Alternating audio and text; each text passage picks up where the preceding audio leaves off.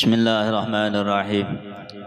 الفاتحة إلى أحد المصطفى رسول الله سيدنا محمد صلى الله عليه وسلم وعلى آله وأصحابه وأزواجه وأولاده وذريته والتابعين وتابع التابعين وتابع سنة الدين، ثم إلى أرواح أربعة الأئمة المجتهدين ومقلدين في الدين والعلماء العاملين والفقهاء والمحدثين والقراء وسادة الصوفية المحققين، ثم إلى روح سيدنا المهاجر إلى الله أحمد بن عيسى، ثم إلى سنوات المقدم محمد بن علي بعلى وصول وفروعه، ثم إلى روح بن علوم بحامد محمد بن محمد الغزالي، ثم إلى روح بن مقام شيخ عبد القادر الجيلاني، ثم إلى روح إلى الشهاد وغوث العباد بل بلاد حبيب عبد الله بن علوي الهدى البعلوي، ثم إلى روح سيدنا محمد بن عبد الكريم السمان المدني وخالفة الشيخ محمد أرشد بن عبد الله البنجري، ثم إلى روح الشيخ عبد الصمد ألف البني، ثم إلى روح الشيخ محمد كشف الأنوار بن إسماعيل، ثم إلى روح الشيخ محمد شعر بن عارف، ثم إلى الشيخ محمد شعر بن عبد الباقي،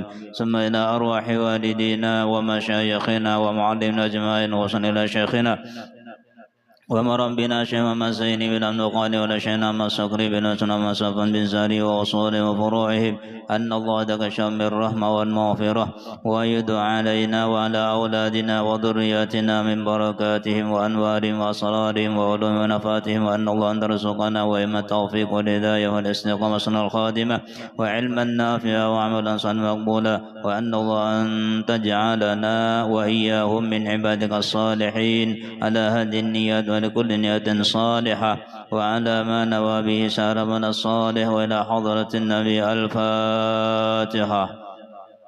أعوذ بالله من الشيطان الرجيم. بسم الله الرحمن الرحيم. الحمد لله رب العالمين الرحمن الرحيم مالك يوم الدين، إياك نعبد وإياك نستعين، اهدنا الصراط المستقيم صراط الذين أنعمت عليهم غير المغضوب عليهم ولا الضالين. بسم الله الرحمن الرحيم. الحمد لله رب العالمين، والصلاة والسلام على أشرف الأنبياء والمرسلين سيدنا وحبيبنا ومولانا محمد وعلى آله وصحبه أجمعين. أما بعد، فأقول سبحانك لا علم لنا إلا ما علمتنا إنك أنت العليم الحكيم، ولا حول ولا قوة إلا بالله العلي العظيم. رب اشرح لي صدري ويسر لي أمري واحلل عقدة من لساني يفقهوا قولي. قال المؤلف رحمه الله تعالى: ونفعنا به وبجميع في الدارين آمين. واعلموا معاشر الإخوان من الله علينا وعليكم بالعافية واليقين، وسلك بنا وبكم مسالك المتقين، أنه لا بد لكل مسلم ومسلمة من معرفة العلم. Ketahuilah wahai saudara-saudaraku, wahai saudara seagama, mudah-mudahan Allah Subhanahu wa taala memberikan nikmat kepada kita dengan afiah dan yakin, dan menjalankan kita akan jalan-jalan orang yang muttaqin, jalan-jalan orang yang takwa kepada Allah Subhanahu wa taala. Karena nilai seseorang di hadapan Allah Subhanahu wa taala, kemuliaan seseorang di hadapan Allah Subhanahu wa taala adalah tergantung ketakwaannya kepada Allah. Takwa adalah tidak ada kebaikan baik di dunia dan akhirat melainkan terkumpul di dalam takwa kepada Allah Subhanahu wa taala. Takwa secara ringkas, saya kesimpulan takwa itu adalah mengerja perintah Allah dan menjauhi larangan-larangan Allah. Baik perintah Allah yang zahir ataupun yang batin, ataupun larangan Allah yang zahir dan yang batin. Siapa yang mengerjakan perintah Allah baik zahir dan batin dan menjauhi larangan-larangan Allah zahir dan batin, itulah ketakwaannya di sisi Allah Subhanahu wa taala. Annahu la budda likulli muslimin wa muslimatin min ma'rifatil ilmi, bahwasanya tidak boleh tidak, harus tidak boleh tidak, harus bagi setiap muslim dan muslimah, yakni muslim laki-laki dan perempuan, min ma'rifatil ilmi, daripada mengenal ilmu. Jadi harus kita hidup ini berilmu, karena ilmu itu adalah ilmu nurun. Al ilmu kan nur, ilmu itu laksana cahaya. Kalau seseorang berjalan tanpa cahaya, tentu dia tidak akan selamat di dalam perjalanannya. Seperti itulah orang yang berjalan menuju akhirat, tapi dia tidak berilmu, maka tidak akan selamat di dalam perjalanannya, karena tidak mempunyai cahaya, tidak mempunyai nur, yaitu ilmu. Tentu ilmu di sini adalah al-ilmu, ilmu yang bermanfaat. Ada alif lam. Alif lam itu adalah menunjukkan ilmu apabila disebut kata-kata ilmu, baik di dalam Al-Quran, di dalam hadis Nabi, atau di dalam kitab-kitab. Al-ilmu adalah al-ilmu nafi, yaitu ilmu yang bermanfaat. Ilmu yang bermanfaat itu, kata Imam Ghazali, adalah ilmu yang menambah-nambah ketakwaan kita, takutnya kita kepada Allah Subhanahu wa ta'ala. Artinya semakin kita berilmu, semakin takwa kita kepada Allah, dan memperlihatkan akan keaiban, kekurangan dirinya. Artinya semakin kita berilmu, semakin kita menuntut ilmu, semakin kita tahu akan kekurangan dan keaiban kita, akan kekurangan dan keaiban diri kita, akan ketaksiran kita di dalam beribadah kepada Allah Subhanahu wa ta'ala. Bukan ilmu yang apabila kita menuntut ilmu itu atau mempunyai ilmu itu kita bertambah sombong. Itu bukan ilmu yang bermanfaat. Ilmu yang bermanfaat itu apabila kita pelajari, apabila kita tuntut, apabila kita miliki, maka semakin kita merasa hina, merasa rendah. Karena apabila kita bersifat tawadhu, merasa rendah, merasa hina, maka Allah SWT akan mengangkatnya, akan memuliakannya. Sebagaimana di dalam kitab dinyatakan, man takabbara wada'ahu Allah, wa man tawadha'a rafa'ahu Allah. Siapa yang bersifat takabbur, merasa hebat, merasa mulia, merasa lebih daripada orang lain, maka dia akan dihinakan oleh Allah Subhanahu wa ta'ala. Namun siapa yang merasa hina, merasa rendah, merasa paling hina, maka Allah Subhanahu wa ta'ala akan mengangkatnya. Jadi akan merasakan, kita mengetahui diri kita ini akan dimuliakan Allah, akan dihinakan Allah, tergantung daripada perasaan kita. Apabila kita merasa hina, berarti kita akan dimuliakan Allah. Kapan diri seseorang itu bisa menjadi baik? Apabila dia merasa hina, merasa jahil, merasa fakir, merasa dhaif. Lalu kalau dia merasa jahil, lalu dia mau menuntut ilmu, mau belajar. Makanya apabila bagi seseorang yang sudah menuntut ilmu, yang mau menuntut ilmu itu ada dua. Pertama adalah menjunjung perintah Allah Subhanahu wa ta'ala, dan yang kedua karena dia akan dimuliakan Allah, karena dia merasa orang yang hina, yang jahil, namun merasa pintar, kada mau lagi belajar. Merasa alim, merasa pintar, merasa tahu, kada mau lagi belajar. Berarti orang yang mau menuntut ilmu itu karena dia merasa jahil, merasa hina. Nah, itu ilmu yang bermanfaat, yang menambah-nambah ketakwaan kita kepada Allah Subhanahu wa ta'ala, dan memperlihatkan keaiban dan kekurangan kita. Karena terkadang kita ini pandai melihat, mengoreksi, melihat kekurangan orang lain, sementara kita lupa akan kekurangan diri kita. Iya, kata pepatah nama, semut di seberang kelihatan, gajah di peluk mata kada kelihatan. Artinya padahal kita ini masih banyak kekurangan. Ibadah aja kita banyak kekurangan, sembahyang, sholat aja masih banyak ketaksirannya. Kayak apa kita khusyuknya?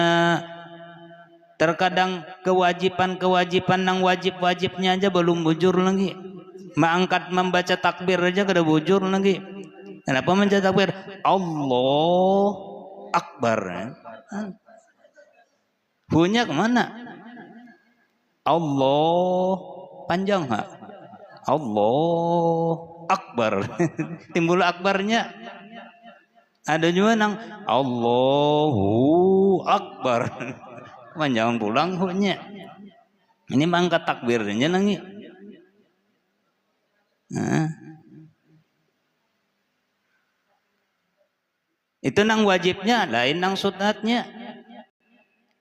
Nang sunatnya mengangkat takbir itu adalah beserta mulai bergeraknya tangan sampai bar itu sudah pas dia di atas. Nah, Allahu Akbar. Nah, jangan gini. Allahu Akbar. Nah, awas. Apalagi bersiap dulu. Nah. Allahu Akbar. Jangan terlalu panjang, jangan terlalu handap. Lafdzul jalalannya, namun kepanjangan nah bisa rusak. Kehandapan kada jelas pulang. Allahu Akbar.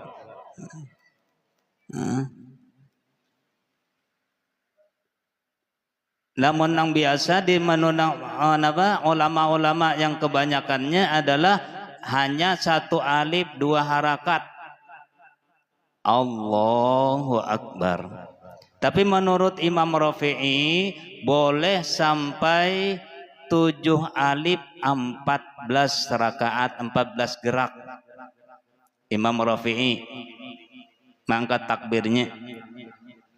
Nah, jadi sampai 7 alif 14 gerakan. Nah, seandainya digerakkan tangan kita boleh aja masih Allahu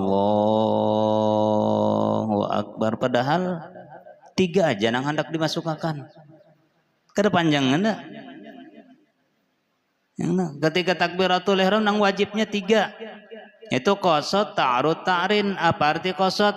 Aku sembahyang. Ta'arud fardu, ta'yin zuhur, itu aja yang dimasukkan. Itu kada kawa juga sampai kayak pesawat. Allah. Ada jemaah kita orang itu kan, apalagi nang kada menuntut ilmu, yang dimasukkan 3 aja. Aku sembahyang fardu zuhur, mengikut imam, walaupun sudah bar kada apa, karena Allah Ta'ala sudah bar kada apa. Nah, kan aku sembahyang fardu zuhur 4 rakaat mengikut imam karena Allah Ta'ala. Kepanjangan. Cukup aku ingatkan ketika Allahu Akbar itu bukan Allah Maha Besar. Aku sembahyang fardu zuhur, mengingatannya. Tapi terkadang susah mengingat itu kita, namun kada biasa. Padahal waktu bacaan Bismillahirrahmanirrahim, Alhamdulillahirabbil alamin, Arrahmanirrahim, mengingat nang lain mudah aja, nyaman aja. Tapi mengingat Allah waktu kita berbacaan, batu membaca Fatihah, membaca itu susah. Padahal mengingat tapasan, mengingat hendak ke pasar, mengingat hendak memasak, ingat aja. Terkadang waktu sebelum sembahyang sesuatu nang kita simpan kada ingat. Setelah sembahyang ingat. Oh, sekalinya di atas lemari naruhnya waktu sembahyang. Padahal sebelum sembahyang kemana-mana cari sudah. Kayak apa sembahyang ini? Namun kada syafaat Rasulullah dengan syafaat guru-guru kita, syafaat orang alim kita kada selamat. Sembahyang aja Nah, mungkin sembahyang kita apa pahala juga. Atau hanya sekedar kita lamun seperti itu kada usah sembarang kepintaran katanya. Kewajiban pulang kada gugur. Itu kurangnya ketaksiran kita katanya dalam beribadah. Itu perlu diperbaiki dengan ilmu. Itu hanya takbirnya. Ini takbir itu mulai bergerak di bawah Allahu Akbar. Ini pas sampai ini. Namun umpat nang di sini ada juga nang kalau perempuan dia berpintangan lawan dada Allahu Akbar ininya. Perempuan. Tapi ada juga samanya Allah kalau tapi hanya ininya Allahu Akbar.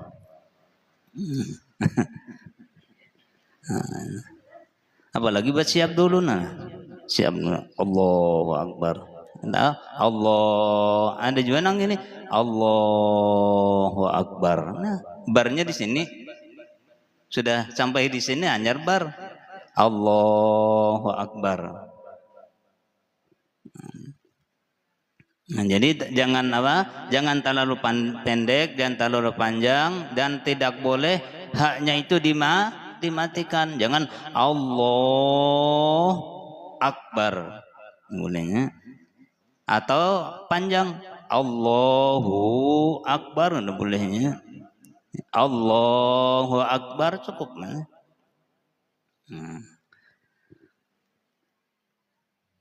Jadi wajib itu kita belajarnya. Karena apakah agama Islam itu akan berkembang di suatu kampung atau di suatu negeri atau di suatu kampung, apakah berkembang atau tidaknya tergantung apabila para pemuda-pemudanya rajin menuntut ilmu. Namun sudah nang anum-anuman kada mau lagi di majlis ta'lim, kada mau lagi umpat menuntut ilmu, pacangan mati agama. Kada ada penerusnya, nang ada nih kada lawas lagi. Dengan dah, ada yang 23 tahun lagi, namun sampai. Namun bawa umur 50, 20 tahun lagi berarti 70 nenek sudah. Lamun keanakannya pada pemudanya kada mau menuntut ilmu akan suram, akan mati agama. Wala rukhsata li ahadin minal muslimina fi tarkihi, dan tidak ada keringanan bagi seseorang daripada kaum muslimin pada meninggalkan ilmu. Tidak ada alasan untuk kada belajar. Ani al-ilm alladhi la yasihul iman wal islam biduni ma'rifati, yakni ilmu yang tidak sah iman dan Islam kecuali dengan mengetahui ilmu itu. Rasulullah sallallahu alaihi wasallam bersabda utlubul ilma walau bisin. Nah dalilnya tuntutlah ilmu walaupun ke negeri Cina. Ke negeri Cina, kenapa kada ke Arab Saudi? Tuntutlah ilmu ke negeri Cina. Kenapa? Karena wasinu iklimun ba'idun min ab'adil mawa. Karena negeri Cina itu negeri yang sangat jauh. Nah makanya disuruh, artinya nang jauh sampai ke jauh aja disuruh wajib kita menuntut, apalagi nang parak kan itu. Artinya sampai dimanapun ada nang di lain itu, seandainya ilmu itu harus engkau menyeberangi lautan api, maka engkau wajib menyeberanginya. Tidak ada jalan lagi, harus menyeberangi api, maka wajib engkau menyeberangi untuk menuntut ilmu. Apalagi yang kita berada di tengah-tengah ilmu. فإذا وجب على المسلم أن يطلب العلم وإن كان في هذا المحل البعيد, maka apabila wajib atas seorang mukmin bahwa menuntut ilmu sekalipun pada tempat yang sangat jauh, fakaifa la yajibu alaihi idza kana bainal ulama, maka bagaimana tidak wajib atasnya apabila dia berada di tengah-tengah ulama, banyak guru-guru di tengah-tengah, banyak majlis ta'lim, tentunya sangat wajib. Kada ada alasan kita tidak menuntut ilmu. Tidak ada alasan bagi kita kalau kita tidak mengerti agama. Karena kita berada di tengah-tengah ulama, di tengah banyak ulama yang Allah Subhanahu wa taala mengirim utus ulama. Apalagi di Sangatta. Seminggu seputar seminggu atau kita tiap hari hendak menuntut ilmu adanya mundajina baik siang pagi baik siang malam ada semingguan tidak kepada putus-putusnya. Lalu bapada aku nggak mengerti, aku kena tahu kan ada alasannya. Nasar koler menuntut ilmu. Wa yala yalhaqu fi talabi katsiru mu'natin, dan tidak memerlukan pada menuntutnya itu ongkos yang banyak. Apalagi sudah dekat berada di antara ulama dan tidak memerlukan ongkos yang banyak untuk menuntut mendapatkan ilmu, itu sangat wajib. Jadi jangan sampai kita meninggalkan menuntut ilmu. Wala kasiru masyaqqatin, dan tidak mempunyai kabiru masyaqqatin, dan tidak ada kesulitan yang berat di dalam menuntut ilmu. Artinya sangat sampai di tempat yang sangat jauh aja wajib, apalagi kalau kita berada di tengah-tengah ulama, maka dan tidak membutuhkan, tidak memerlukan ongkos yang banyak dan tidak sulit untuk mendapatnya, maka sangat wajib bagi kita untuk menuntut ilmu. Dan tidak ada alasan lagi kalau kita tidak mengerti tentang keimanan kita kepada Allah, tentang hukum Islam, tentang kewajiban-kewajiban, apa yang diwajibkan oleh Allah Subhanahu wa taala dan apa yang dilarang oleh Allah Subhanahu wa taala. Aku kada tahu jara itu wajib, kada ada alasannya. Aku kada tahu bahwasanya itu dilarang Tuhan, dilarang Allah Subhanahu wa taala, kada ada alasan. Karena kita berada di tengah-tengah ulama.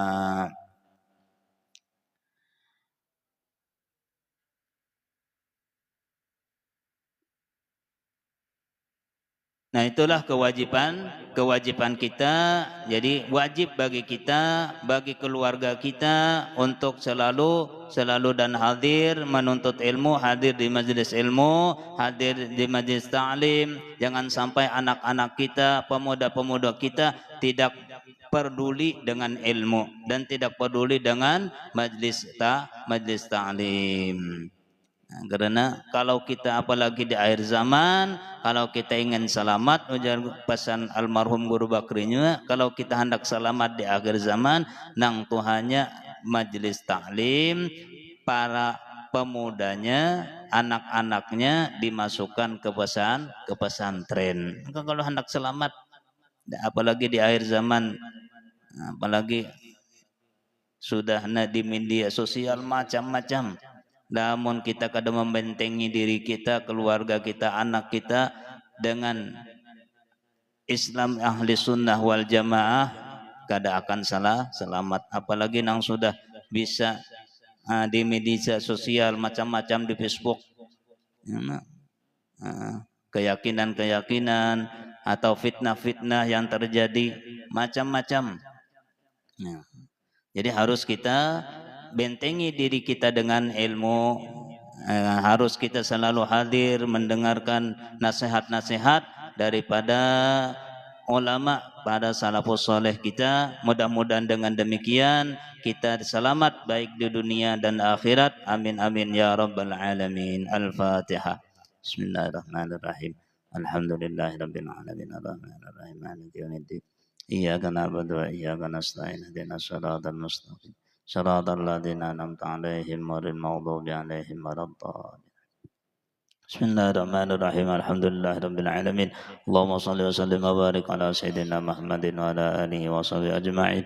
Allahumma anfa'na bima 'allamtana wa 'allimna ma yanfa'una wa zidna ilma. Allahumma arinal haqqa haqqan warzuqna ittiba'ah wa arinal batila batila warzuqna ijtinabah. Allahumma astur 'uyubana wa 'uyuba mu'allimina anna wa la tadhhab barakati 'ulumi anna. Rabbana taqabbal minna innaka antas samiul 'alim wa tub 'alaina innaka antat tawwabur rahim. Rabbana atina fid dunya hasanah wa fil akhirati hasanah wa qina adzabannar. Sallallahu ala sayyidina Muhammadin wa ala alihi wa sallam. Walhamdulillahi rabbil alamin. Taqabbalallahu minkum na minkum taqabbal ya karim. Masyaallah la haula wa la quwwata illa billahil aliyyil.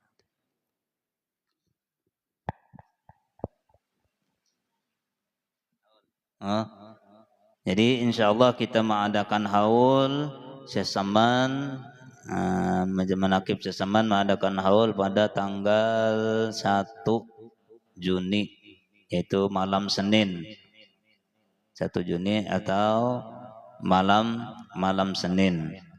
Jadi kepada ibu-ibu jemaah sekalian yang ingin kita sama-sama mengambil keberkahan, mudah-mudahan kita dapat daripada karamah, keberkahan daripada wali Allah Subhanahu wa taala, maka siapa yang ingin bersama-sama mengumpulkan sebagian daripada hartanya, maka silahkan aja kumpul dengan Mama Yuli.